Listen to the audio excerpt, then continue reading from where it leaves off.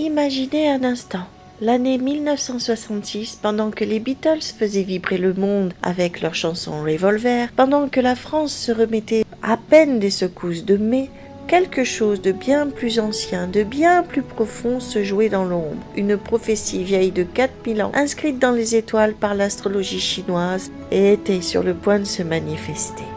Et aujourd'hui, en 2026, eh bien cette même énergie cosmique est de retour. Nous sommes à nouveau dans une année Bingu, même ciel, même force, mais surtout même danger. Accrochez-vous, car ce que nous allons découvrir ensemble pourrait bien changer votre vision de l'avenir. Juillet 66. L'Inde du Nord bascule dans l'horreur. Un mousson vital disparaît. Les récoltes sont anéanties.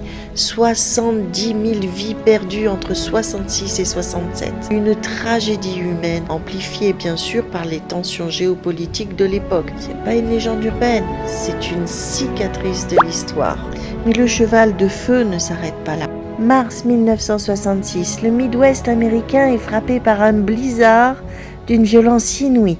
Des vents à 160 km/h, des congères de 3 mètres, puis le dégel brutal, implacable. Red River déborde, emportant tout sur son passage, 18 vies humaines, 130 000 animaux et des millions de dollars de dégâts. Ce n'était pas un ouragan, c'était la nature qui reprenait ses droits, avec une force dévastatrice. Là encore, le cheval de feu marque la météo. Et ce n'est pas tout. 1966, c'est aussi l'année de 63 éruptions volcaniques à travers le monde.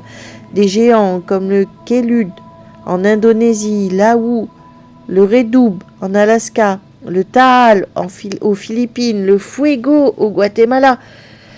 La terre répondait quand le feu domine le ciel, la terre gronde. Le Bengwu, c'est le feu de la terre. Mais quel est le lien entre ces catastrophes et une prophétie millénaire ? Eh bien, en astrologie chinoise, 66 et 2026 partagent un code secret, le Bengwu. Le Bing, c'est le soleil, l'énergie pure, expansive, incontrôlable. Ça monte, ça rayonne, ça brûle. Et puis le Wu, le cheval, un signe de feu pur, le zénith du soleil, la puissance à son apogée. Donc Bing plus Wu, c'est égal à feu plus feu. Et dans ce cycle des 60 ans, c'est la combinaison la plus explosive. Car le feu du ciel rencontre le feu de la terre. Le résultat, ça donne une surchauffe planétaire, une expansion qui échappe à tout contrôle. Alors, l'astrologue chinois que je suis ne fait pas que dire la météo, non, je lis aussi les énergies. Et en 1966, comme en 2026, le message il est clair. Le feu est roi, l'eau recule, la terre souffre, la sécheresse, c'est le feu qui assèche l'eau. Les inondations, c'est l'eau qui revient en force quand l'équilibre est rompu. Les éruptions, c'est le feu qui jaillit des entrailles de la terre, ce n'est pas de la magie tout ça, c'est la lecture d'un équilibre complètement brisé. Qu'est-ce que 2026 nous réserve ? Si l'histoire se répète, et si les énergies de feu sont de nouveau à leur paroxysme, alors nous devons nous préparer. Car oui, 2026 s'annonce comme une année de record de chaleur.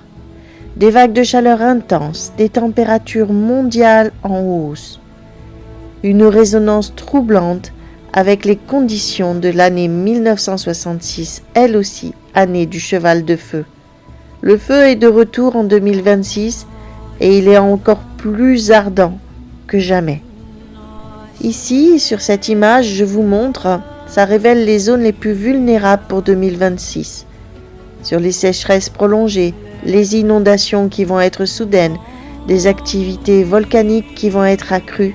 Il y a des risques qui sont là, ils sont bien réels. De les comprendre, ça aide déjà pour se préparer et commencer à agir.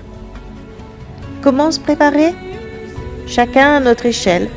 parce que chaque geste compte. Renforcer nos maisons, être attentif aux alertes, collectivement aux autres, c'est la résilience des communautés et certainement aussi des politiques qui feront la différence. Économisons l'eau aussi. L'avenir n'est pas forcément écrit. L'avenir, ça peut aussi se construire. Merci d'avoir plongé avec moi dans cette analyse fascinante sur le cheval de feu 1966-2026. Et si cette vidéo vous a éclairé, qu'elle vous semble utile, n'oubliez pas de me laisser un petit pouce, un petit cœur, un petit commentaire, de partager, de vous abonner pour ne rien manquer de mes prochaines vidéos ou mes prochaines explorations.